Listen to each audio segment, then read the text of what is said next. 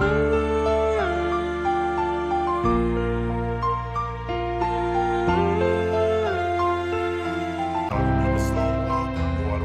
ញុំកំពុងដើរតាមផ្លូវដើរតាមក្តីស្រមៃដើរតាមគោលដៅខ្ញុំមិនអាចនឹងបំភ័យជីវិតនេះវាខ្លីសម្រាប់ក្តីស្រមៃធ្វើឲ្យជីវិតនេះវាកាន់តែមានន័យអាយុកាន់តែច្រើនដូចចង្វាក់គ្រប់ពេលទៅដង្ហើមដែលដកចេញចូលសឹងតែដាច់ឆ្លងដង្ហើមពិភពលោកដ៏ស្ថែងឈួតធ្វើឲ្យចំឡប់ស្ទើរតែឈួតម្ដង